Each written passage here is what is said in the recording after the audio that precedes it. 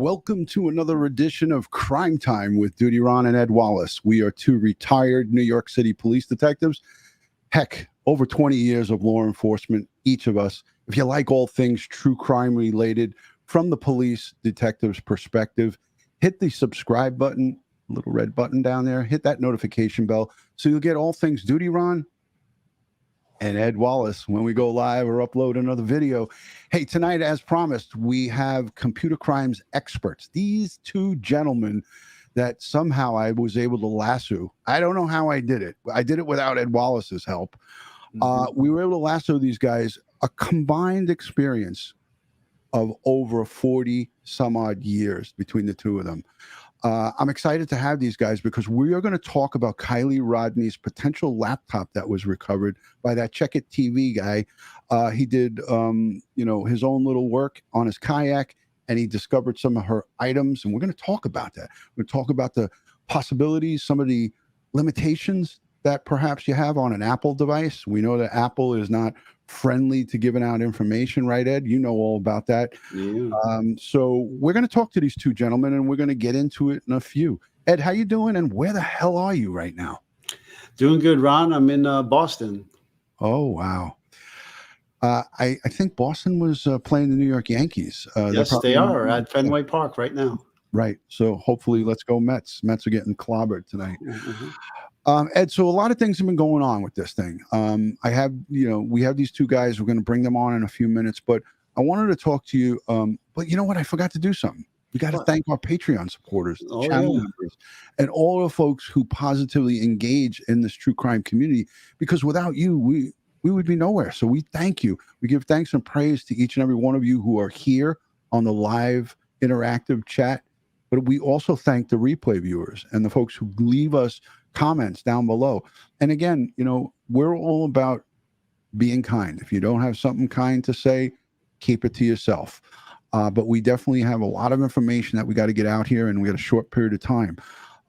But Ed, what's again, we spoke extensively about this recovery of this laptop, and you 2 or 3 days prior to them to Check It TV recovering this laptop, you mentioned right here on Crime Time with DutyRon and Doug Bishop from Adventures with Purpose, you said you would have wrapped that car. You would have left that car on its roof upside down and dragged it out. Why did you say that, Ed? And why is it so important right now? Why? Because in forensics, we have standards and we have protocols for everything that we do in evidence collection. Okay. And just like anything that's on land, on underwater crime scene investigations have standards and protocols, and they were not followed. Okay. And that's the plain down and dirty, simple truth of the matter. It was not followed by law enforcement that conducted that recovery. Yeah. Okay. And I'm getting real pissed off too about certain people saying, well, the determination on how the vehicle should have been recovered should have been conducted by a detective supervisor. No, the determination on how that vehicle should have been covered should have been determined by the forensic experts following the standards for recovery in such situations. Now, there's only 2 reasons to deviate from a protocol or a standard, and that's life safety and evidence preservation. And neither of those 2 things, well, in terms of life safety, that didn't occur here. And evidence preservation obviously didn't occur here. So, I mean, there's no reason for why the standards for recovery of the vehicle and protecting the evidence inside of the vehicle did not occur. Did I ever tell you that I love when you get fired up, Ed? Because what you're saying is so true, and people just lose concept of that. They just lose, a grasp of reality here. And this is a dose of reality. And for those who are in the business that are listening, this is Investigation 101.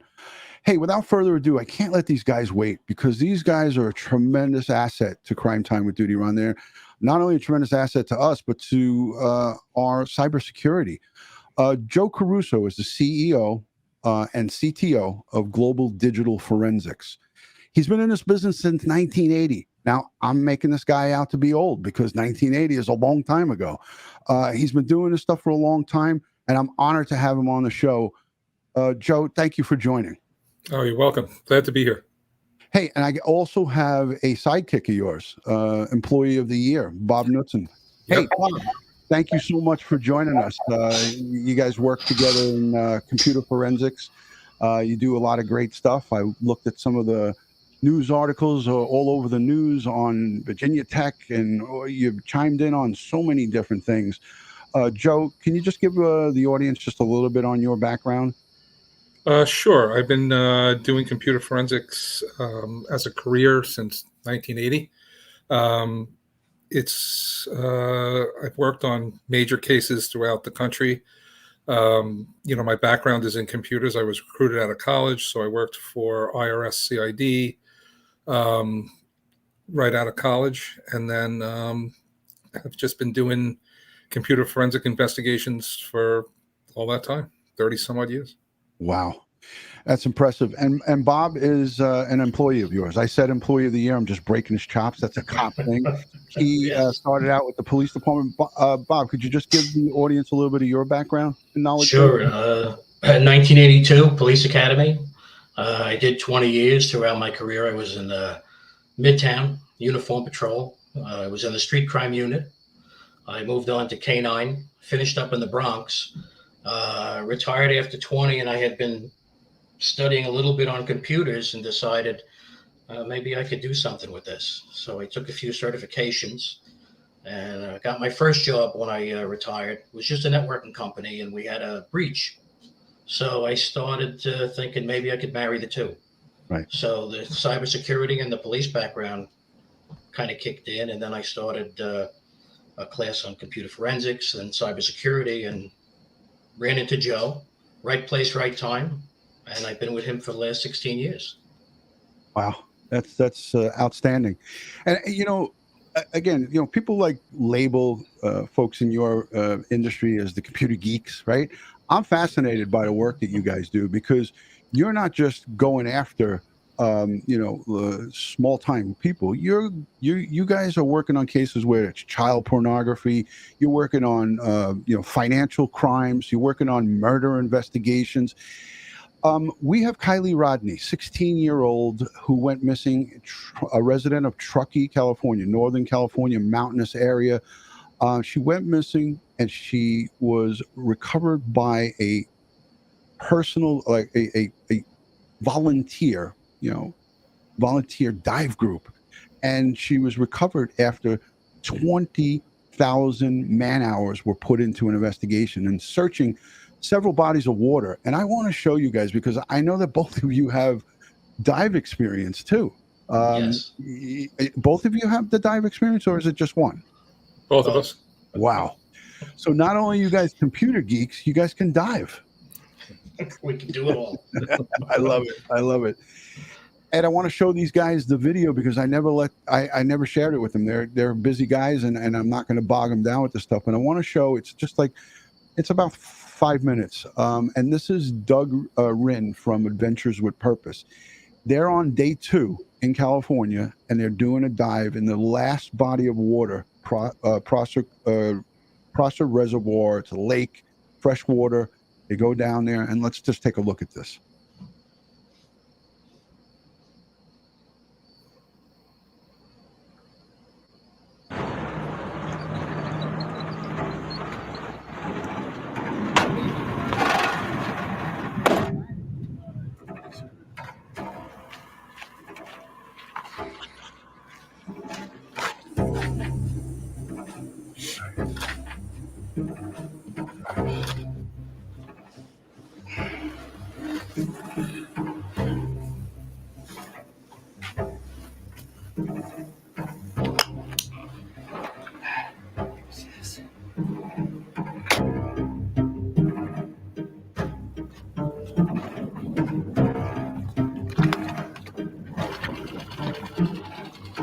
This is absolutely a crime scene. It's an active investigation. Our job is to be here to find the where, which we have done. Now we need to assess it appropriately. Full assessment, condition of the vehicle, windows up or down. Do not remove license plate like we normally do. Copy that. I'm going to start my descent.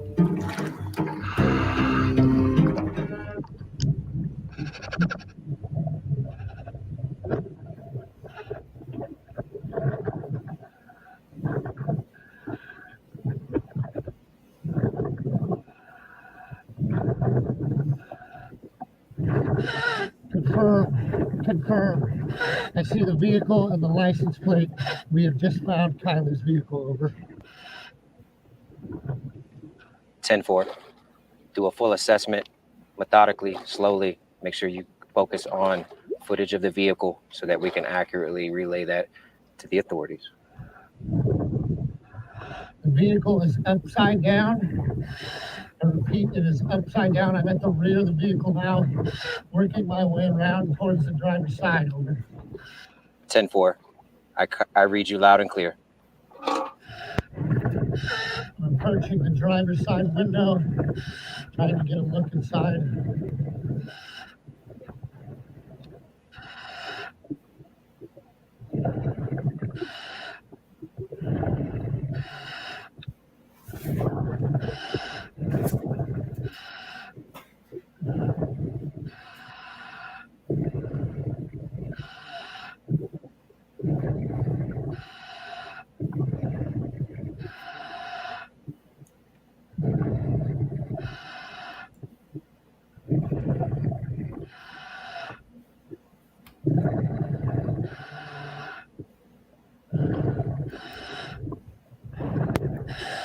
Not positively identified anybody inside yet. I'm looking at the back now. 10-4. Take your time. Be safe.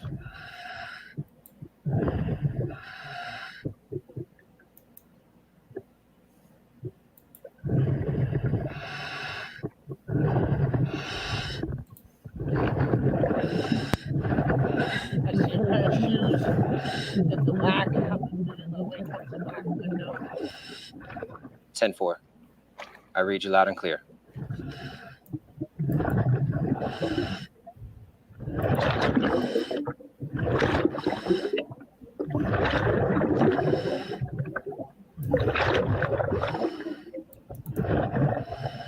I have just confirmed there are human remains in the vehicle. Over. 10-4.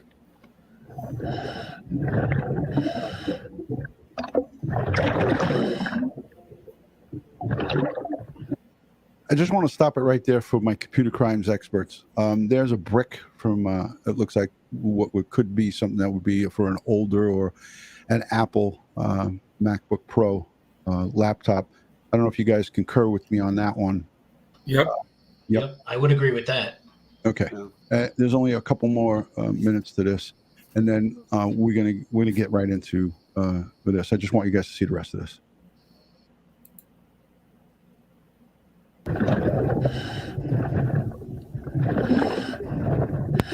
The passenger window is broken out, it appears.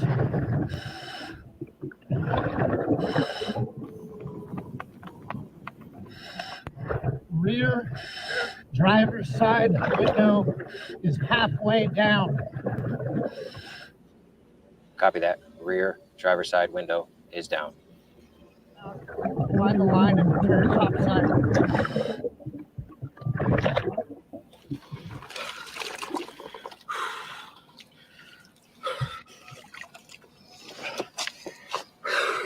Yep. That's what we do it for, brother. Good job. Good job. It's positive, you know? All right.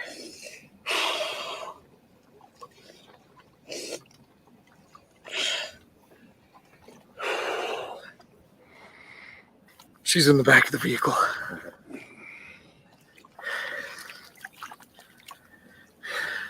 She's not in the driver's seat. It looks suspicious to me. Yeah. Vehicle's upside down. Some of the one window is halfway down. One window is all the way down. Call the authorities. We help families. So there you have it, guys. I wanted to show you that because I thought it was important for you guys to get a little bit of an overview of what happened after. We had both of these divers on individually, and we interviewed them. But just 2 days after they made this recovery, actually, not 2 days, 11 days after they made this recovery, Ed, you can correct me if I'm wrong, this Check It TV another civilian went out on a kayak and pulled out an Apple laptop out of that right there, that exact same location, and it was just right in that same general vicinity. Ed, what's your thoughts on what we saw there? I mean, you and I spoke about this a few different times. Before we get into this with our computer forensics guys, again, Nick came up and right away said it's suspicious because of the placement of the location where Kiely Rodni's body was recovered. We talked to him about that, and he said that he felt that, her being in the back there was suspicious. Now, he has no investigative experience, but right away he said she's not in the driver's seat. But Ed, you did talk about how that the possibility of her getting into that back could happen. Well, yeah, if she was alive at the time of entry and so forth, and she was trying to escape the rushing water coming into the vehicle, she could have climbed in the back, looking for an air bubble or to remember the water was would have been rushing in first through the open window in the front. And then, she's not going to be able to swim through that current, and she maybe got up into that area if she was alive. Okay. I mean, this is all speculation. But there's some reason to it. But for our guest, if you didn't already know, FBI divers took over on the recovery of the vehicle, and instead of removing it to the appropriate forensic standards, they decided to flip the vehicle onto its wheels. And they also failed to wrap the windows and seal the things, and failed to photograph and collect any loose items that were found in the open window areas. And also, the victim was still in the vehicle, and they flipped this car onto its wheels. And I, for the life of me, can't understand why they did this. And then they towed the vehicle out, and in doing so, in flipping this vehicle, they broke the driver's door window, and as they flipped it, evidence from inside the vehicle got thrown out of the vehicle and onto the lake floor. Yeah, which is terrible, because now you're looking at approximately 11 days in my estimation by the time Check It TV came and pulled this stuff out of the water. We have to assume, if this in fact is her laptop, that it was there for that period of time. And I wanted to show a picture to the gentleman here, and I shared this with them. This is as good as I can get with this picture, and I know that it doesn't do a lot of justice, but there's the picture of, and I'll go full screen with it, and I'll take us off so everybody could see. And it clearly, it's kind of blurry now because I zoomed in. It says MacBook Pro. I want to go to you, Joe, first. Sure. Again, we have no knowledge. First and foremost, as Ed said, we don't know if in fact this is hers, but supposedly her grandfather and her father came and saw it, looked at the various stickers that were on there, and said, "That's my granddaughter, and that's my daughter's laptop." First a family member looks at this thing and says, "That's my daughter's laptop." Talk just a little bit about, if you were to get a hold of this thing, Joe, what would you do and your team? Well, there's a few things. So because a laptop is submerged doesn't necessarily mean that all the data on it is lost. So before we even tackle that, I think that what we would do is probably talk about the iCloud. Since she had an iPhone, I think we're getting to that, but we know she had an iPhone, she had a laptop. She probably had an iCloud account, which means a lot of the things that were on the phone or on the laptop are probably in her iCloud. So we would start there, because it would be the easiest place to start, and that would be to attempt to get the data from the iCloud. Then the following that, we'd look at the devices. So first step is always see what's in the cloud. And that's an important thing. And Ed and I spoke about that privately. I just want to ask you quickly, now the cloud, if you have an Apple device, are you almost pushed to put your data into the cloud? In other words, I don't have any of these iPhones or iPads or anything, but I kind of think from when I hear my son and my wife talk about it, that you have to have an an iTunes account or an iCloud account. Can you talk a little bit about that, and what maybe would be helpful here in pulling out some of the information from this thing? Sure. So in order to activate your iPhone, you sign up for an iCloud account. I mean, you have control over what you can send up to the cloud. Basically, you can turn on or off backups. You can turn on or off sending your photographs and music and different media up to the iCloud, even your chats, whether you want them to be available on multiple computers. So while you do have control, technically, everybody who has an iPhone or has an iCloud account. There's no doubt about it. So when you log into your iPhone, you log into your MacBook Pro, you're probably logging in with the same account, and that's why things like instant messages can go to both devices. So yeah, you are pushed to that, and the defaults. The reality is that we expect when we get a new phone that we go to Apple, we buy a new phone, we go to AT&T, whatever, we get our new phone. And when we activate that phone, all of our data is going to be there. We don't have to worry about losing our contacts anymore. We don't have to worry about losing our pictures or any of that stuff because it's all in the cloud. So most users default using the standard setup in iCloud or even pump up how much data they send to the cloud. So right. And there's people, Joe, in the chat, and I don't really like to do this often, but I have to do it. There's folks in the chat that say, I don't sync to my iCloud. I don't use any of that stuff. Let's just say in the chance that Kiely Rodni did not sync her iCloud and used her MacBook Pro with the cloud and just use it as a standalone device. There's still options there as well, right? There are. I mean, she could have, backed up if she plugged the iPhone into the MacBook. She could have backed up to the MacBook, but and I understand what people are saying because I happen to have an iPhone and I really don't back up to the cloud. I just don't do it because of concerns with data that's on my phone, and we use MDMs and different things like that. What is MDM?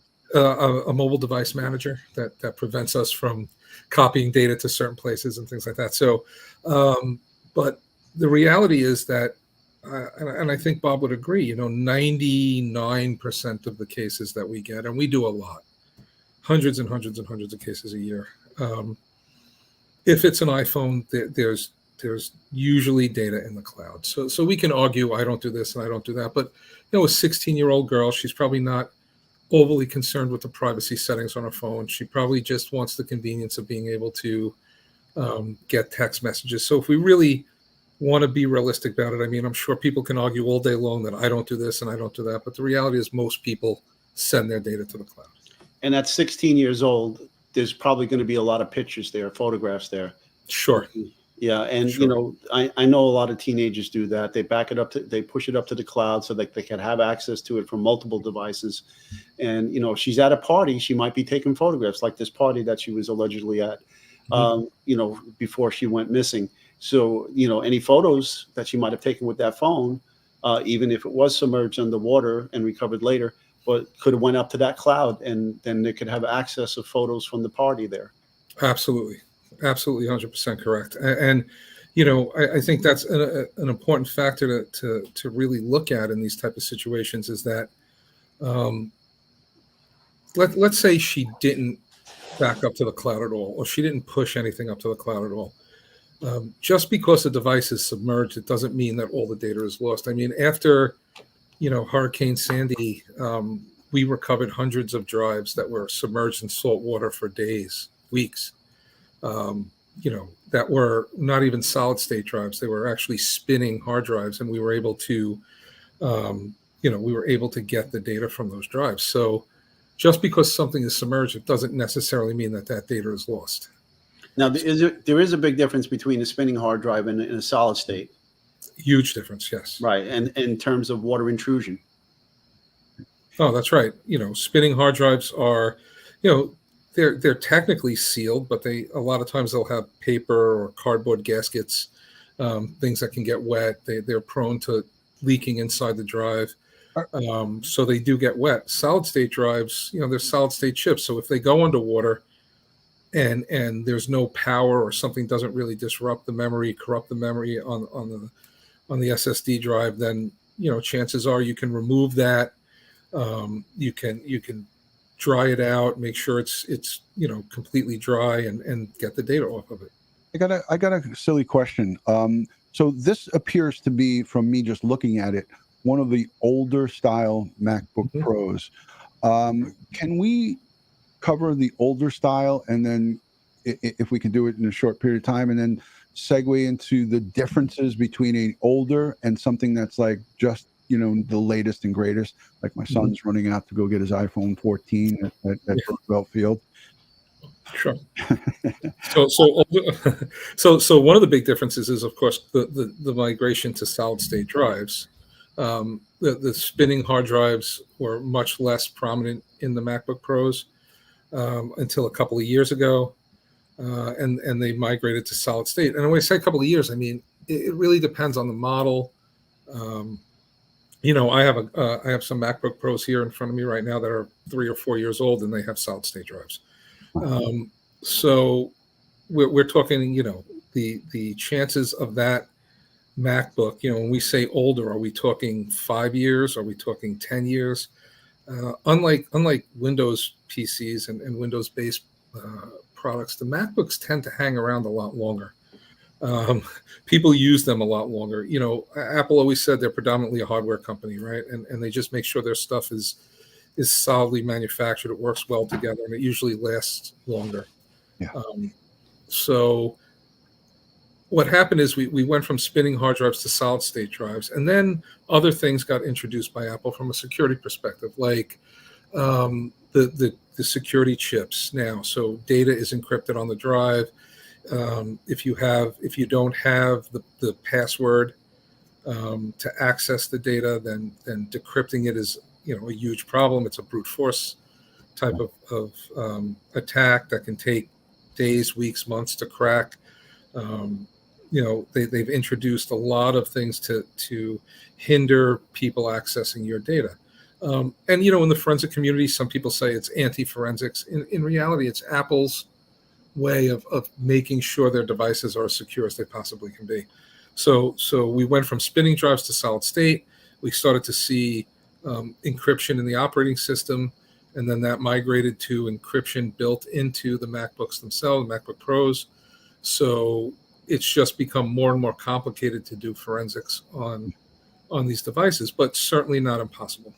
Hey, Joe, so one of our web sleuths in the chat, and I want Bob to chime in on this because I know that both of you guys share this knowledge base. It's a 2013 MacBook Pro, according to one of my followers here, and one of the folks that are chiming in. In this.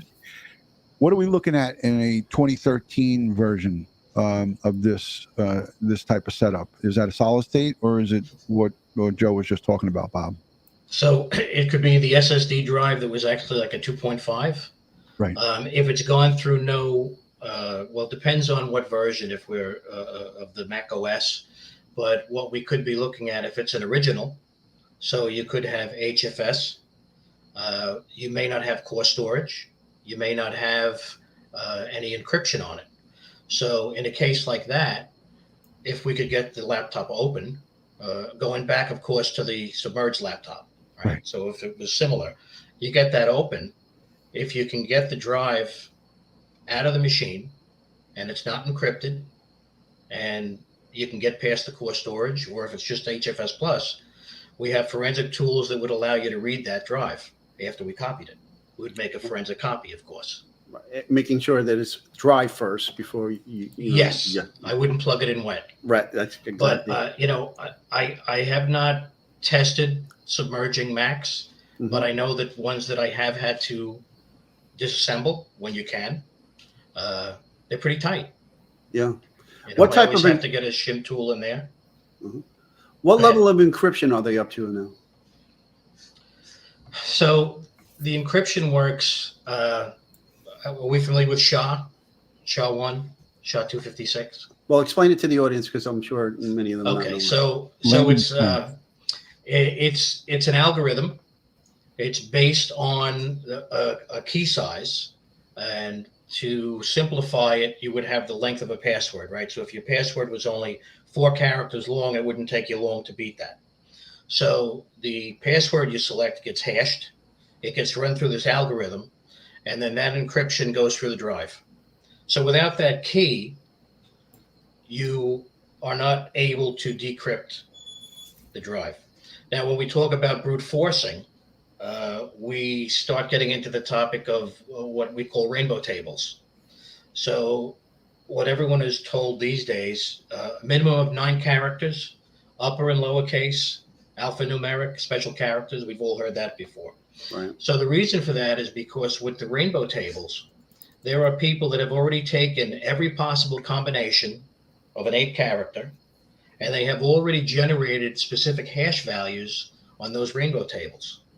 So we already know the hash of every possible password. So if you're only using an 8 character password, it gets broken very quickly. So that's the effect that the encryption has. And what Joe was referring to also with the chip on the board is the drive will not work when it's taken out of the machine. It has to be in that same machine with that same chip. Does salt water versus, now we know this is a freshwater lake, does that make a big difference when you have a device submerged in water?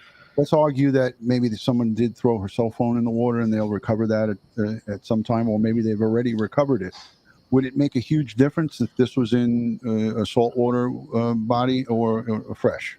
I've gotten, over the last couple of years, about a half a dozen phones in bags filled with rice. Right. Half of the time it worked. Salt water I know is always worse. I don't know if it would have the same effect. I'm thinking in terms of, my diving days. One of the things I used to do was boat recoveries. And when you pulled the outboard, they had to do what was called pickling the engine, right? Because the salt water was really bad for it. Mm-hmm. So I don't know if salt water is worse for the hard drives. Well, I can tell you from a data recovery perspective, salt water gets in, especially to like a spinning hard drive, and it starts to drive the salt, and the minerals in salt water crystallize a lot more than the fresh water does. And even as a diver, from my perspective, I've gone down diving in the Great Lakes, and there's wrecks down there that are perfectly preserved. I mean, it looks like the ship is new compared to something when you dive off the Atlantic, there's just more different kind of growth and different kind of deterioration that happens. So I want to say there's definitely a difference between fresh and salt water. Yeah. Excellent. Now, if I may, you guys are all familiar with the San Bernardino terrorist attack, and the husband and wife had Apple devices, and law enforcement could not get into it. And they went to the courts and they fought it out with Apple, because Apple would not give up the information on how to get into the device. In fact, when all was said and done, the FBI went to the Israelis, and the Israelis had software that allowed them to get into the device, to download the information that was in there. Because, this was a national emergency. We're trying to see if these people were involved in a terrorist cell, or there are terrorists planning to do similar attacks. But again, Apple was about their customers and privacy, and did not cooperate. In fact, fought the government with this. So they had to find other means. Now, my wife, retired detective from the NYPD and retired detective from the Richmond County District Attorney's Office, she worked a lot of overdose cases. And in these overdose cases, they recovered the victims' cell phones, so these Apple phones. And again, if they timed out and they logged out, the passwords were required to get in. And if you didn't know the password, you couldn't get in. So they have this device in their office where they plug these iPhones in, and it's running all these possible passcodes to trying to search for the passcode to open the phone, because they're trying to get in there and find the drug dealer that sold the drugs to the victim that OD'd on their drugs to lock that drug dealer up. Are you familiar with those devices as well? Yeah, the latest ahead, one Joe. is a gray key, right? Is that what you're talking about? Yes. Yeah. So, the effectiveness varies by generation. They do work. We know they work. We see them work. It just depends on the generation of the software that the iPhone is running and the hardware that the iPhone's running. But gray keys do work to an extent. But again, in newer, it's newer hardware and software make it more and more difficult. It takes a long time for those things to break the passcode. Sometimes. Yeah, sometimes it takes a month or more. Yep. It sounds frustrating to me. DC Primetime, one of our great supporters, and she just became a channel member. And thank you for that, DC Primetime. She sends in a question, and it's a valid one. Question: is Apple protective of user data? Ed, you're hitting on it before she even sent in the super chats. Is Apple protective of user data regarding search warrants or any type, any type of investigation? I know there's a big thing about what happened with them in the past, and you guys were talking a little bit about it, but there's numerous cases. What if it's the parent's account and they are not amendable to investigation, or if they're not cooperating in an investigation? Say that this device was under this kid's parents, which may be, would that be a big problem for I spoke with someone on a case this morning, and it has to do with the parent. The child's phone is under the parent's plan, and they're battling with Apple right now because the child changed the password. Right. All right. So she can no longer get into the phone. So her argument is that it's my account, it's my phone. And Apple is taking the stand that, it's not your data. So, of course, we've got, they have attorneys involved. We'll see where that goes. But when it comes to privacy and data, I'm going to say they're less likely to provide access. It's a hard push. That's a shame. I had a Honda certified mechanic who's gonna eventually come on with us. It's just a hard time for me to gather dates and times with this guy. But in my conversation with him, and maybe you two gentlemen can chime in on it, Joe, if you could. When these cars, if this 2013 Honda CR-V had the technology, I know in my cars of 2016, anytime I hook my phone up into the Bluetooth so I don't get tickets, right? I don't get pulled over by the popo. I connect, and I always say, no, I don't want to download my contacts. This Honda certified master mechanic said, guess what? Even if you say no, that shit gets put onto the cars. And he called it the infotainment system. Infotainment system. Can you talk about that, Joe? Can talk a little bit about it. So we have, and I have personally dumped the information from the infotainment system and the ECU, the engine control unit. Okay. And there's a lot of data in those. I mean, not only can your contacts be there, I don't know specifically if you say no whether contacts are downloaded or not. He may know that because he sees it. Probably works on a lot more Hondas. And he said text messages too, Joe. It's absolutely absolutely possible that text messages, because they need to be displayed on the screen. So when text messages, there has to be a way to put that data, whether it's a text message or an incoming call or anything, a contact onto the screen, so that you can see it. Sure, it can be downloaded, absolutely. But there's other things that the ECU has, depending on the year of the car, the make of the car, that they capture a lot of data. I mean, everything from hard braking to GPS coordinates and other things that the ECU and the infotainment system can capture. In terms of the ECU, how water protective is it? It's pretty water protective. I mean, we've gotten them from lakes and rivers that again, I personally don't do that work, but one of the guys who works for me, we've gotten them wet and underwater, and we've gotten data off them. It's non-volatile. It's volatile RAM, but it's not a hard drive. It's stored in there, and if there's no shorting or surging or anything like that, the data should be on there. Mm-hmm. I know my infotainment system. It's 2019. It actually reads my emails and texts out loud for you, so you don't have to look. Yeah. Yep. Hey, I'm going to ask a stupid question because I'm always good for this, right? Let's just say, for argument's sake, Joe and Bob, and let's be fair, Bob hasn't gotten his chance. He's Employee of the Year, so we're going to give Bob this one.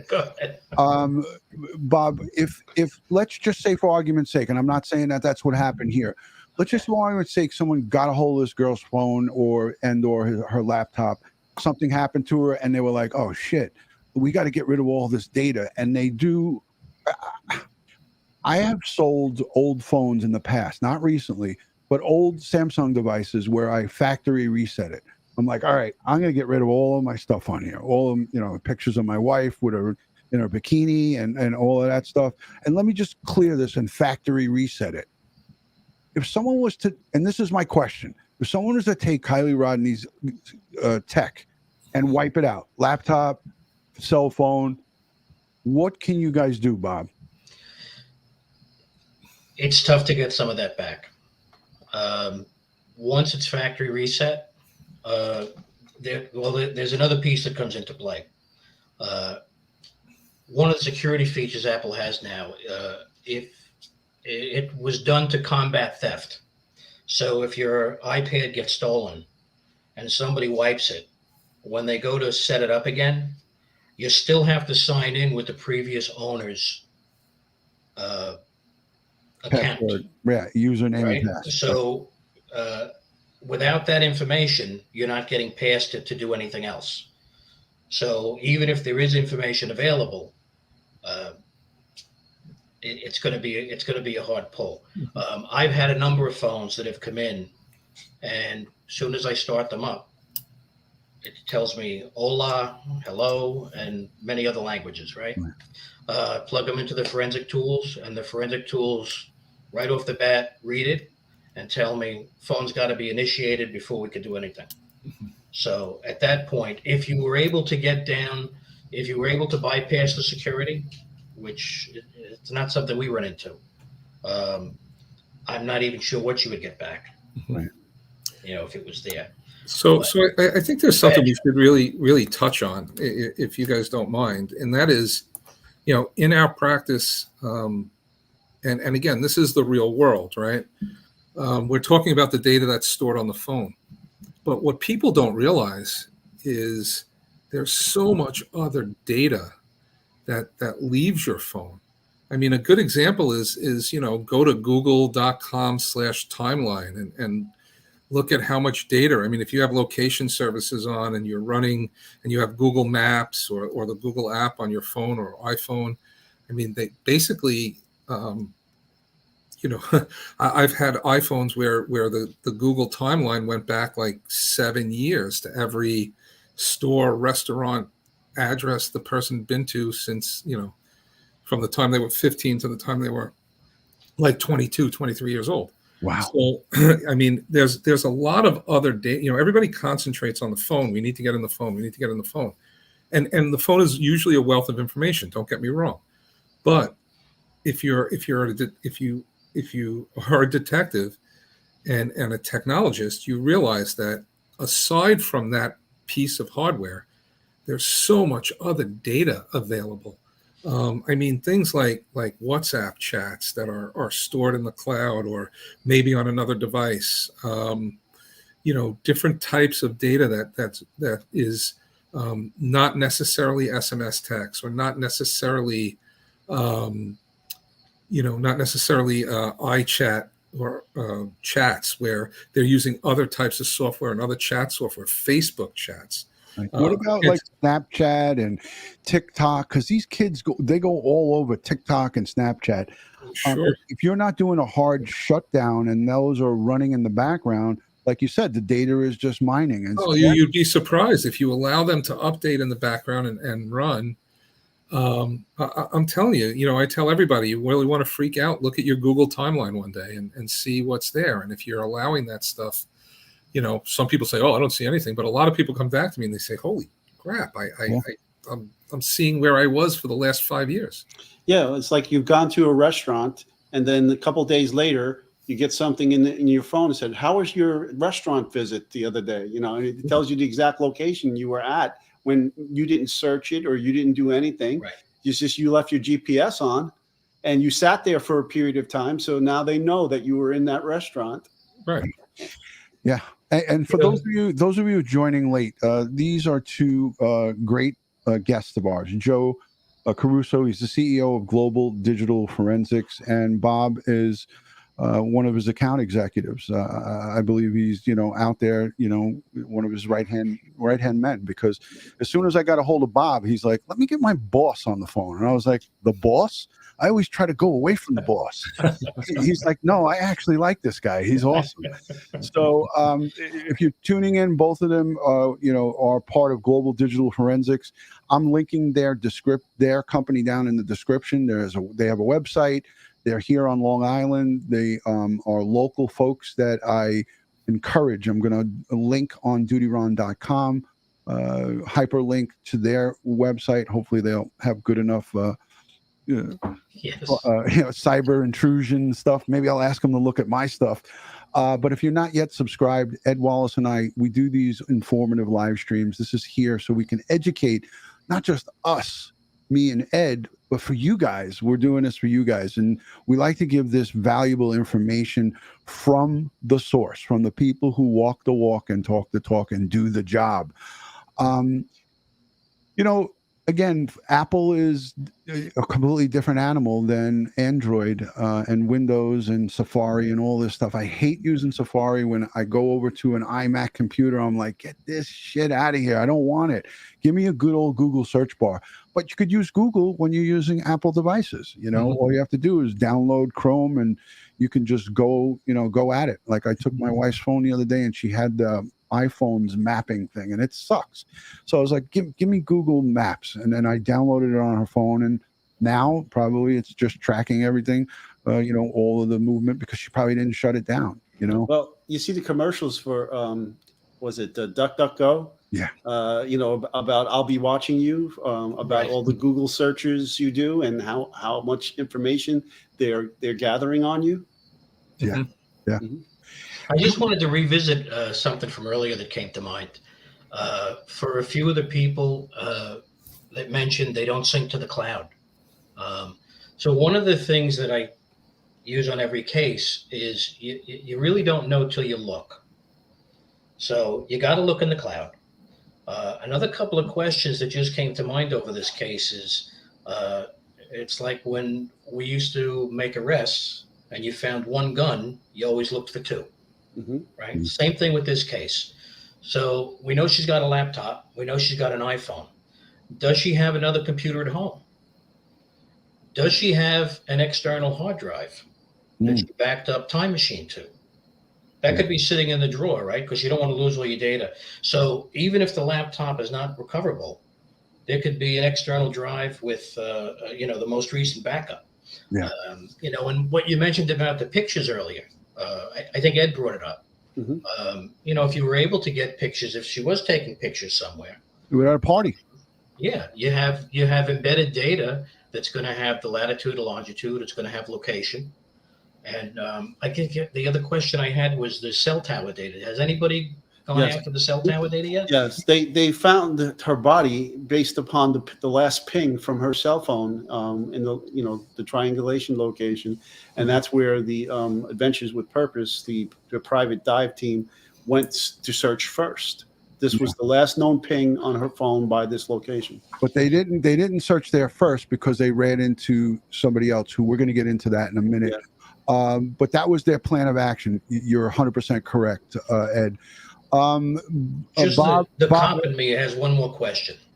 all right, but before you ask that Go question, ahead. Lieutenant Pete Pranzo from Street Crime says, shout out to Bobby. Shout out to Bobby, the toughest young guy in my street crime team. You worked for Lieutenant Pete Pranzo? I did.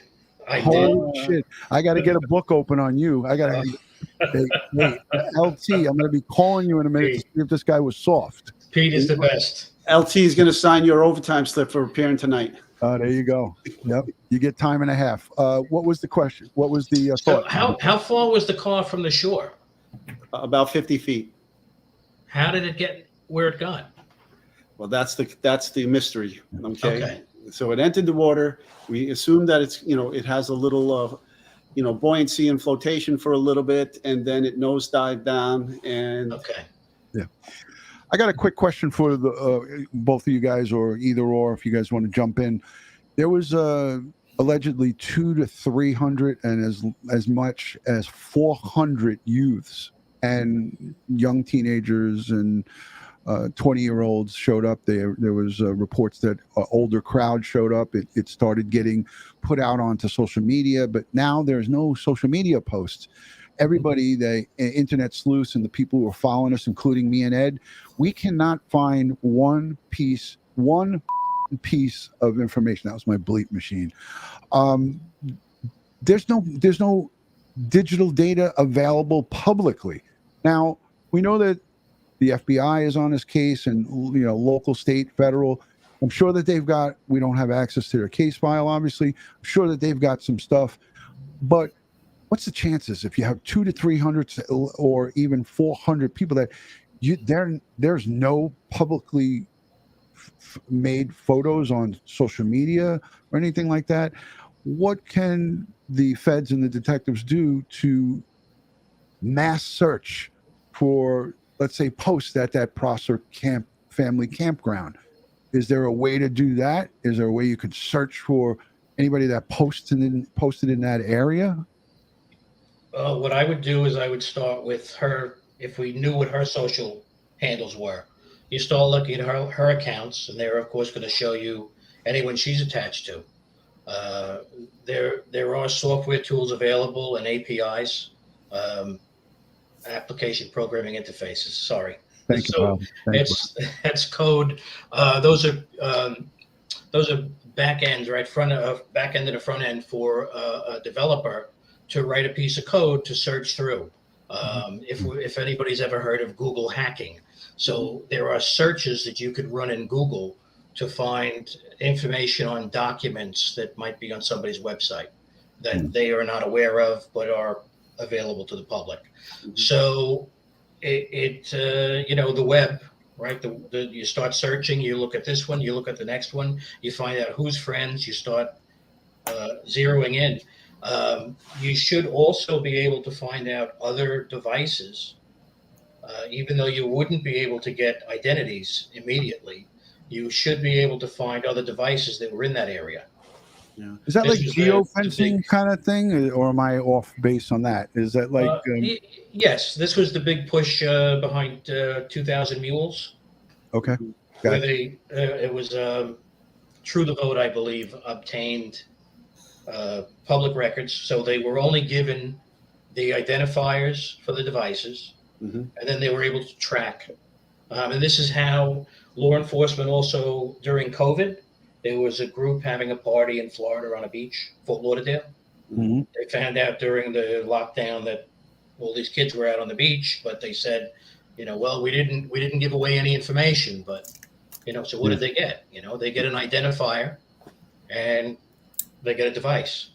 Right. Guys, is this valid? This Kevin L sends in, he's a channel member, as part of the community. It says it's all included in the metadata. The metadata. What metadata? we A lot of metadata. We hear about that often. Let's just say, for argument's sake, some of these kids had photos and had made posts, and then they deleted them. Oh shit! She went missing. Let me get rid of these posts. Well, let me. So wait.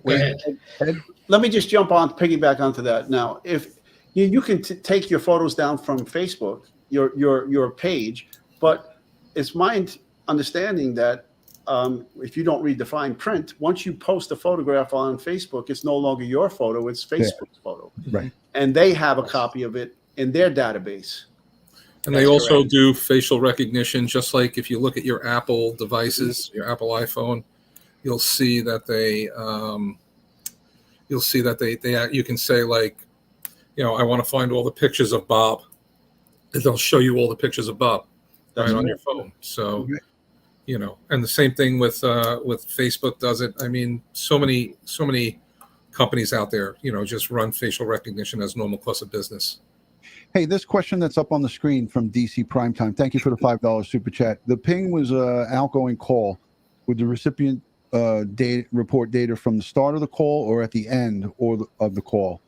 It said the call was at 12:36, but the ping was 12:33. And I'm going to try to answer that. And you guys can tell me if I'm wrong. Go for it. I think that the pings are timed. Like, they're not just continually pinging. They send a signal out, it catches it, and then maybe a couple minutes later it sends another signal out. It's not a continuous signal. I might be wrong because I don't know crap about this. Well, there's a lot of things involved in the cellular network itself, right? So there's timing differentials where you may be conducting a call at a certain time on a certain tower, and there's a delay until it hits billing. The ping to the tower may not match up to the call data because of network congestion, other things that happen. It's not unusual and we run into this probably every day. It's not unusual for phone calls, like on a phone. The call log will say the call was made at, to use the example that was up there, the phone call was made at 12:33. The billing shows 12:36, and the tower data shows 12:34. It's just, there's so many variables with the distance the phone is from the towers, how many towers there are in the area, how that call is routed through the network because of network congestion and things like that. So I just think that we need to be aware that these aren't 100% accurate. In fact, when we request things, especially now with like 5G networks and 4G LTEs, you not only have tower data, you also have the timing offset data, which the network uses to predict the next tower, or it uses the precise location of the device to predict the next tower that it's going to be at. So there's so much data to go through, and those timings can be milliseconds or even seconds off. So we don't really, we can't say with 100% certainty when something was pinged. Yeah, right. Yeah, because people have a lot of questions about that.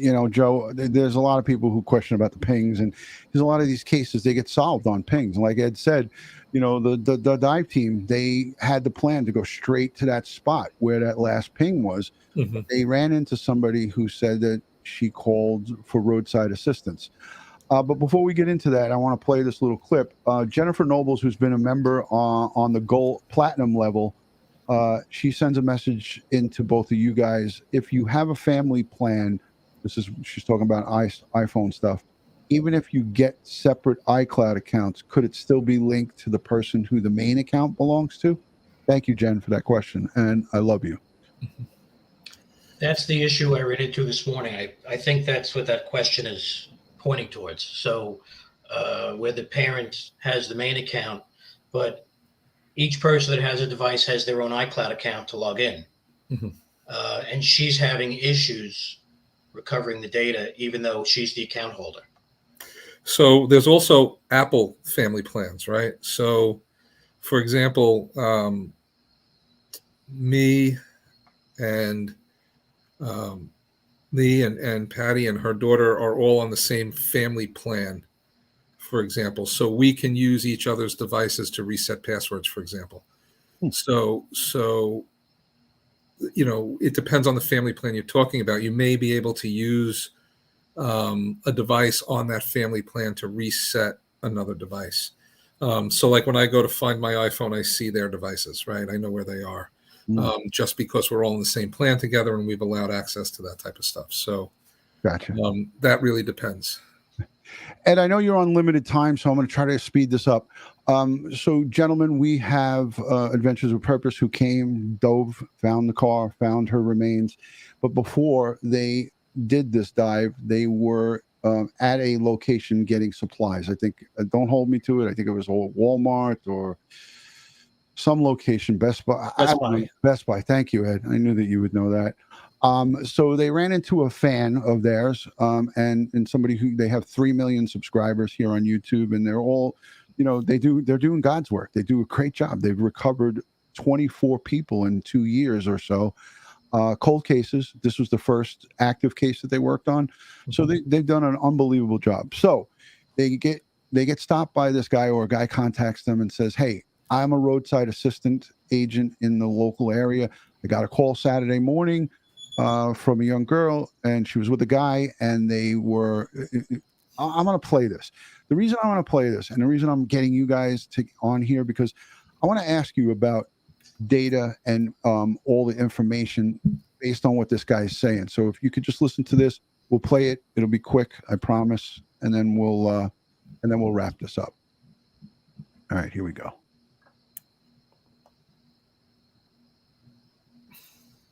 Here we go.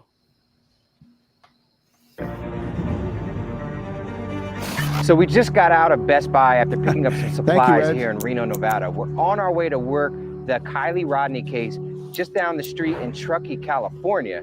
And Nick, a longtime supporter, fan of ours, appreciate you for coming up to us, possibly has some information in regards to the Kiely Rodni case. So why don't you explain a little bit about what you may have run into?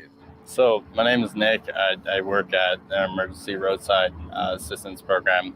I got a call up in Truckee, Boca, for a battery call. So pretty much that means that the vehicle can't start. So I went en route up there, found the vehicle. At the time, I didn't realize that this was a situation until later on. But let me stop you right there. Yeah. You said you went to Boca. Yes, sir. So over near Boca Lake. Yes, sir. So not Prosser Lake, Prosser Creek Lake. It's right by Prosser Creek. Yeah, so yeah, just north. So you went to Boca. At first, when I went there, I realized after my test that everything was working great on the vehicle. At that point in time, I did notice that she was very hesitant and very skeptical on everything that was going on. She was asking me really weird questions, in the sense of, how do you put on your seatbelt correctly? And and she asked me to show her on how to connect it to her actual belt. After that, she was stating on how she was there all night and she couldn't get her vehicle started due to the fact that now we both realized it was in neutral.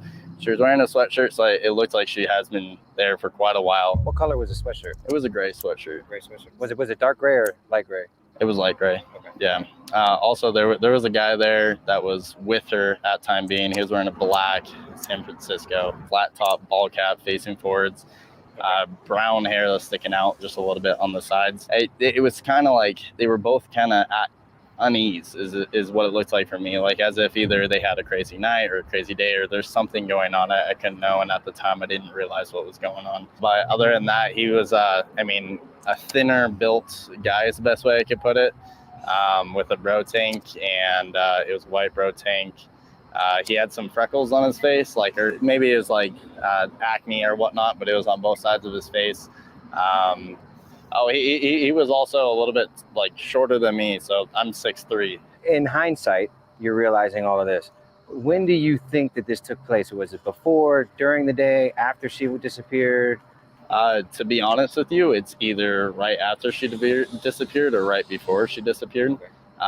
But it was around noonish, 11 o'clock in the morning when I got out to her. During that period of time, after the period, I told her that I was going to leave and I hope you have a great day. Vehicle, I told her to keep it running for a couple of hours to obviously make sure everything's working good on the vehicle, charging system wise. At that point in time, then I left, and then a week later is when I saw at a coffee shop that she was gone. You saw this on a flyer or something? Yeah, but then everything spiraled out of control, and I got in contact with the detective and tried to do everything I could, and then I saw you guys. Now we know we probably have a tie to Boca, which was already on my radar.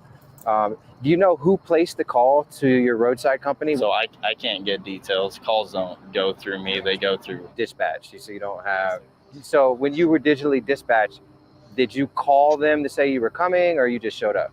I did call and nothing went through. It went straight to voicemail. Yeah. Do you know if she had a phone on her at the time? She did state that her phone was dead. Her phone and was so dead. she used whatever guy, whoever this was, she used his phone. So that's how she did get in contact. And what was, you mentioned like she was asking funny questions and acting weird. Granted, I at the time I didn't realize again that. Yeah. I mean, I've been in it.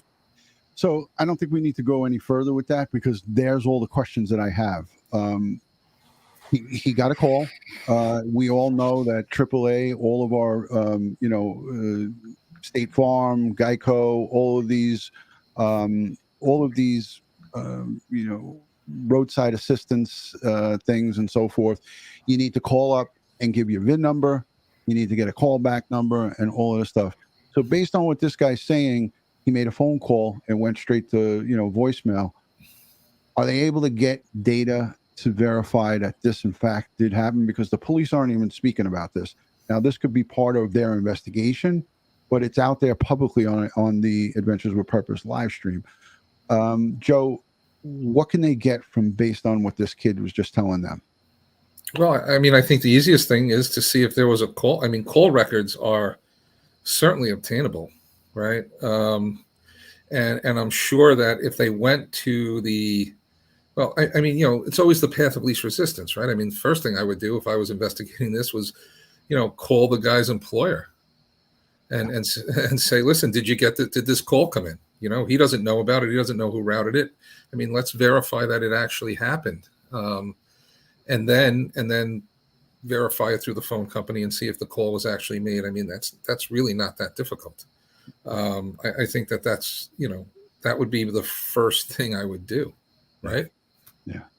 I mean, really, if I was a cop in the area and this kid told me this, or I saw it on YouTube, I'd say, oh my God, where's this guy work? Let's find him and ask him.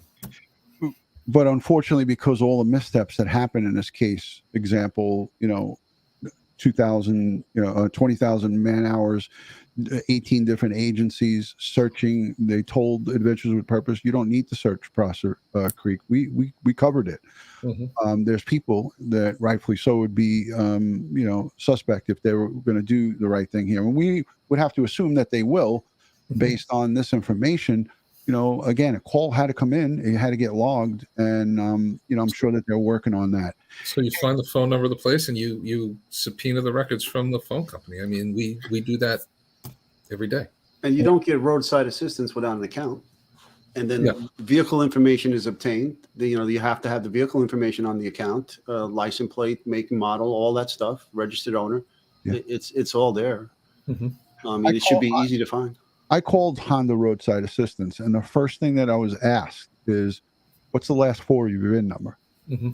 Mm-hmm. And, these are simple questions that get asked, and they're not going to dispatch somebody out there if there, in fact, wasn't an account.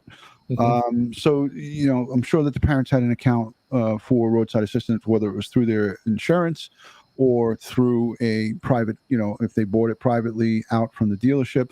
I want to just acknowledge Callie Dime sends in a $10 super chat, and she says, is it possible a cell ping could ping 30 to 45 minutes away from where they said that they were last? In other words, I think what she was saying in that super chat is that could a 30 or 45 minute cell tower pick up something and the person be, you know what I mean? That I guess maybe that would be the closest cell tower ping in a remote area, no? I think, Bob, you had a case, didn't you, where a guy was pinging Brooklyn from like Amityville or something? I mean, so you guys don't know New York that well, but the question came up. This fellow was accused of running somebody off the road. Right. And his cell phone was actually connected to a tower in Midtown Manhattan. Mm-hmm. So based on how the technology works, between the Southern State and Midtown Manhattan, there are countless number of towers. So there'd be no reason for his phone to have connected to Midtown if he was on the Southern State. I don't know what the tower setup is in the area where the car was found, but certainly you have a much, much wider open space so the signal could travel. Right. Right. So it is possible, I believe, that it could hit that tower. It might be the only one around. Right. But I offer that case in New York, just to show you, there's differences that happen, the congestion, where is a tower? Line of sight comes into play. So Right. If that's where they got the ping, I mean, it's certainly possible. Yeah. Let me just jump in here. Scooby the dog writes that California residents have told her that the roadside assistance is free of service via the California Highway Patrol. Does anybody in California know anything about that? Right, but even if it is, Ed, you still have to give data. Well, there's got to be a record. Yeah. Yeah. So, listen, there was a lot of questions about metadata, and Joe, thank you for sending that private chat. And this is how you know he's a computer guy. He knew to go on the private chat and send me a thing. So yeah, there's confusion about metadata. There's people who are questioning it or maybe don't know about it. Who wants to speak about it? I'll go for it. All right, let's do it. Metadata. So, for lack of a better description, metadata is data about data. So let's talk about something simple. You've typed up a Word document and you've saved it on your computer. So automatically in the file system of the computer, you have a created date, modified date, access date. Also embedded within that Word document is additional data about the document. The author, how many words are in the document, how many paragraphs. If you send that document through the email to someone else and they save it on their computer, well, the created date for that document changes to the new save date, but the other metadata remains the same. So the original author is going to be the same. The paragraphs are going to stay the same until you make an edit. There'll be a revision number. So when we start talking about the cell phone world and we start looking at that metadata, we have pictures, and the pictures are going to have, I've done cases where you find out the make of the phone that took the picture, the date and time, latitude, longitude, so you have location data, whether or not the flash went off, and the list is endless. And metadata, this data about data, or the properties of that object, are kept on everything. So whenever you hear metadata, and I think what might be causing the question in part is a few years ago, the government was perhaps collecting some metadata only. So what that means is they knew that on a certain date and time, you went to a location. We don't know what you did there, but we know that you were there based on that metadata. I feel like I'm microchipped sometimes. Well, I think the big thing though is that I was kind of watching the viewers' chats, and there were things like it's all in the metadata, and metadata is infallible, and all these kind of things, and I understand that perception, but I have to tell you, metadata in and of itself is not. I can't say I want to see the metadata on something, because there's metadata, and I'm going to revisit Bob's thing. So there's metadata that my computer creates when I create a file. But if I open a file like a Word document that I named letterhead, and I change the contents of it and with a new letter, and I save it under a new name, the original created date stays the date of that letter when that letterhead was created. The same thing with photographs. Metadata in photographs, if the camera time is wrong, or if they open it up in Photoshop or some other editing software, they can eliminate the metadata, or the metadata gets changed sometimes. They save a copy of it, they change the format of it, they compress it. Down to cell phone metadata. Cell phone metadata is simply the ISMI number, and the towers it hits. I mean, there are things like timing advance that you only use in a GSM system. You only use 1/8 of a second to transmit to this tower, because you're sharing with 8 other people. And the metadata that's generated by that system varies so greatly by the amount of traffic that's in there and the amount of the distance and interference and signal loss. So many things affect the quote unquote metadata that we just can't say everything's in the metadata. And it's a huge mistake that people make. And we get requests from attorneys all the time that say, we need to see the metadata on this to see what happened. And we're like, look, there's a lot more than just metadata, because metadata could mean anything. If you tell me, oh, I want to see the metadata on a picture, that metadata is completely different than the metadata on a document. And that metadata on a document is completely completely different than the metadata surrounding cell phones or network traffic or any of the other millions of types of metadata there are. And there's metadata that's created. Library systems create metadata. Cataloging systems create metadata. Facebook creates metadata. They have their own standard for metadata. So I think we really need to be aware when people say, oh, they just have to look at the metadata or it's all in the metadata. That's just not true. I gotta ask a question, and this might be a little bit off of this metadata stuff, but I don't. Maybe it is wrapped into it. Like my wife and I could be talking about, purchasing or leasing a new vehicle, and then all of a sudden on my phone, I'm getting ads for, hey, such vehicle. How the hell does that happen? That's way more than metadata, my friend. That effing metadata. My wife always goes, "Is there somebody listening to us? Shut the Alexa off." Shut. Like. So all I'm going to say is, when you say, "Hey Alexa," right? It hears you. So it's got to be listening, right? It's not some magic word that turns the thing on. It's always on. It's always listening. Is there a way I can duck this shit? What's going on?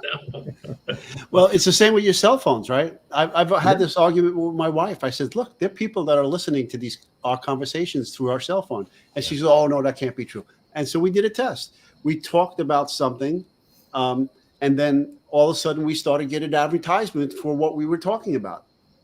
It's crazy, man. Yeah. Well, I'll give you an example. Joe mentioned the Google timeline earlier. If you have a Google account and you go up to your Google account, one of the things that gets saved are voice commands you've given. I know. Yeah. Okay. So when I use the voice control on my TV downstairs to look for a movie, it records it. That's now entered in my account for Google. So now Google knows. Yeah. So it's. Yikes. I did want to, I saw a couple of the questions that came up about metadata being altered. That gets into a bigger area. An example, though, of that is a case that I worked on where an individual presented a document and on face value, the metadata looked good. Yeah. And it proved his case. There were other issues in the case that didn't support the document he was presenting. So we were successful in having the court order him to bring the computer in. And upon examination of the computer, what I determined was that, and this is through all the metadata on the computer, the events and registry settings, I determined that the clock had been set backwards.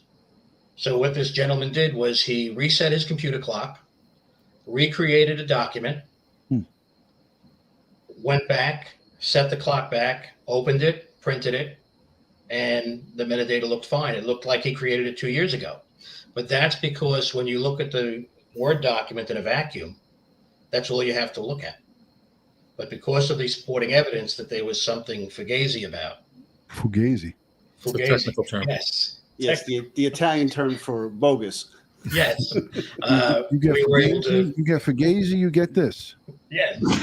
So the metadata bit him, and all right, that's how that goes. Let's recap. So Kiely Rodni's laptop, it's alleged to be 2013 or so, and her cell phone, we don't know if that's been recovered, but chances are, the water in there for over 11 days in the water.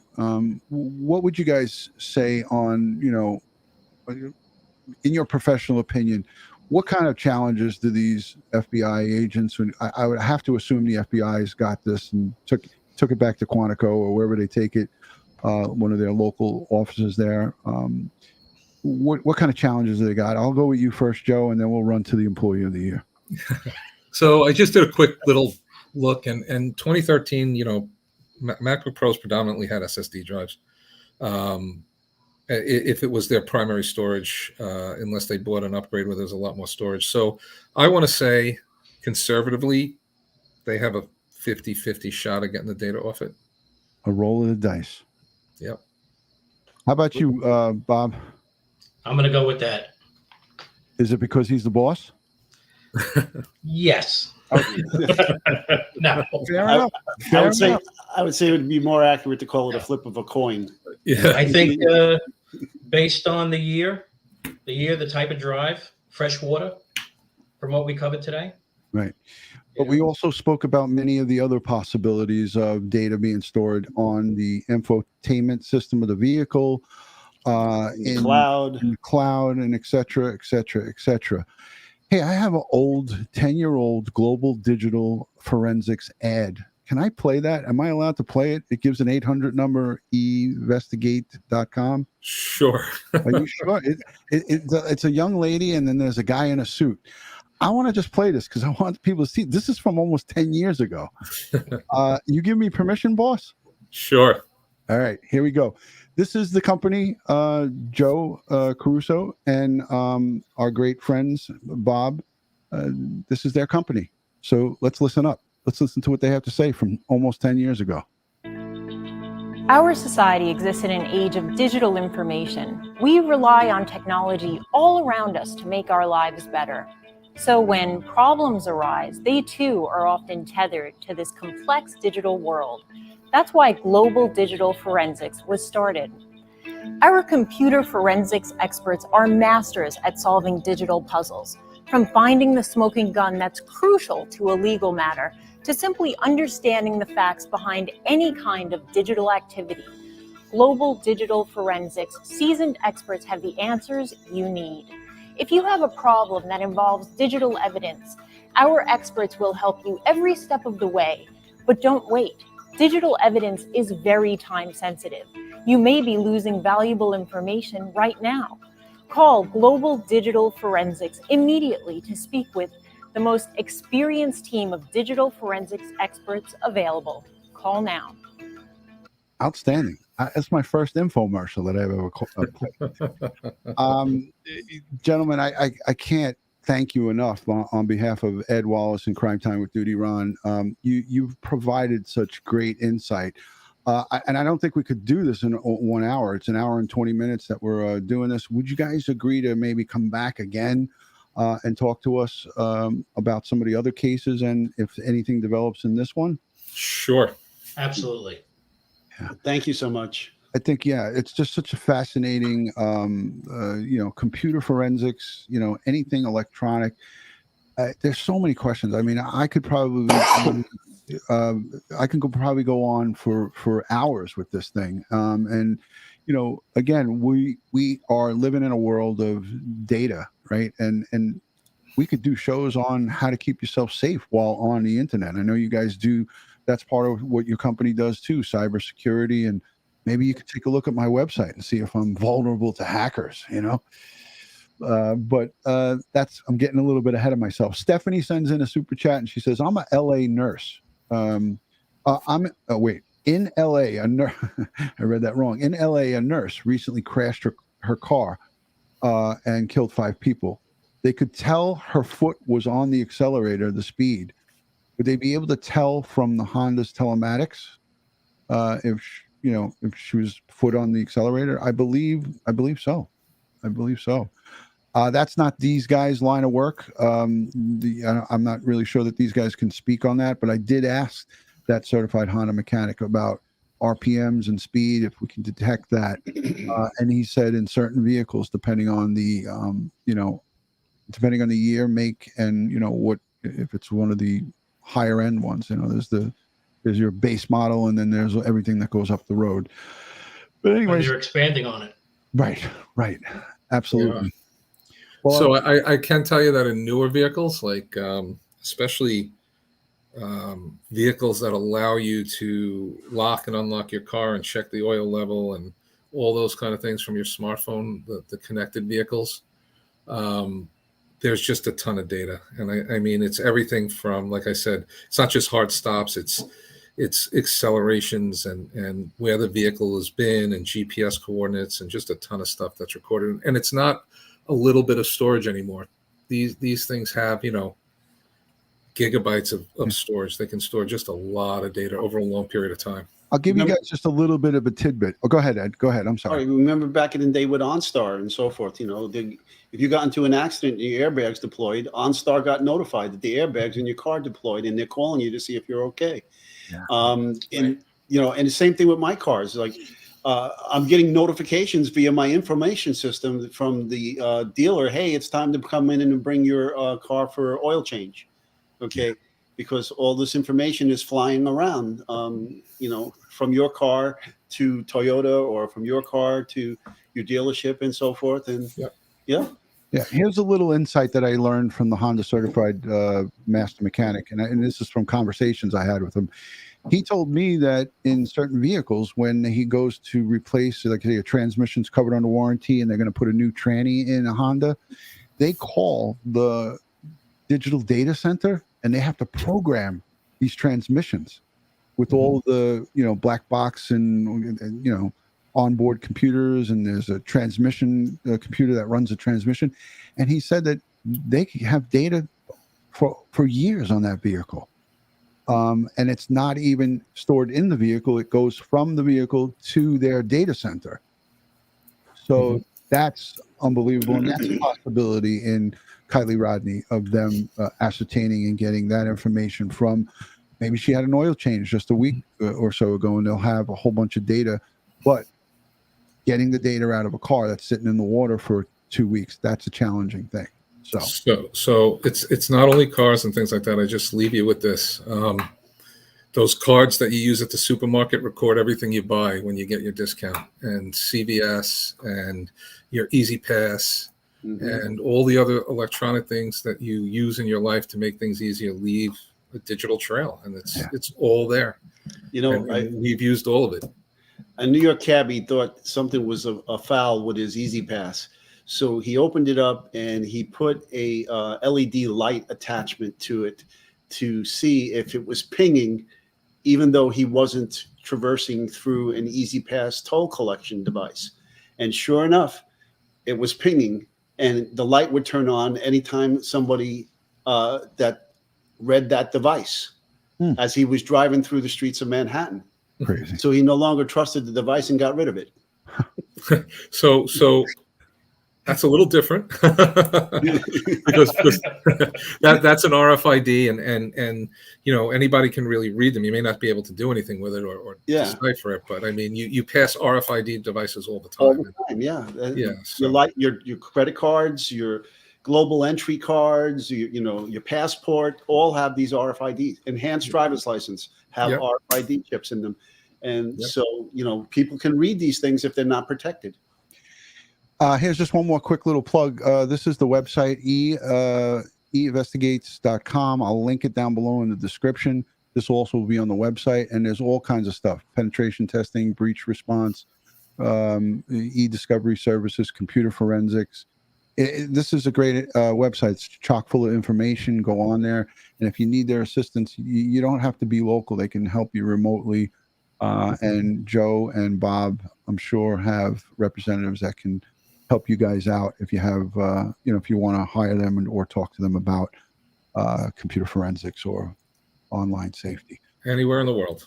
Yeah. So that's a great thing. I want to just, again, thank you both for taking out the time. An hour and a half is just tremendous that you guys stayed here with us. I'm definitely putting you on speed dial. I won't be calling you all the time, but Ed and I, we can't get enough of this stuff. And, online safety and teaching is what we're all about. And I think you guys helped tremendously here tonight. So thank you. Thank you. All right. Thanks. All right. Thanks for having us. I'm going to let these two guys go, and I'll speak to you guys soon. I'll give you a call tomorrow, Bob. All right. Fantastic. Thanks, guys. Thank you. Bye. Ed and I is going to stay for a little bit. There they go. Thank you, gentlemen. Appreciate you being here. They're awesome. Ed, what'd you think of that, man? Oh, great stuff. Great stuff. Yeah, I love to hear that side.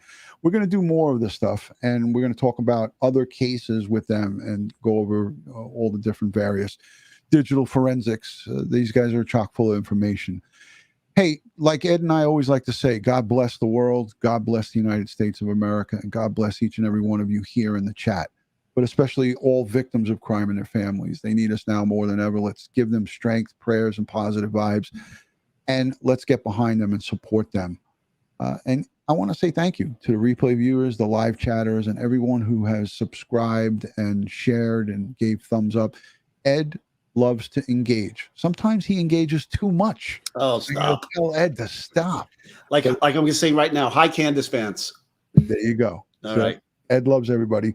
Uh-huh. All right, Ed, when are you coming home? Friday.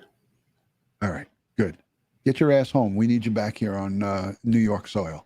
Okay. So, I always say, be safe, be prepared, watch your six. But now I got to add, put your electronics in Faraday bags, watch your Easy Pass, watch your credit cards, watch your Alexa. Okay. Don't trust any of these things. Yeah, they're all evil. All right, guys. Good night. I hope you guys enjoyed it. Let us know down below in the comment section. Like, subscribe, and follow us on all things social media. One word, DutyRon. Peace from Ed and DutyRon. Thank you, guys.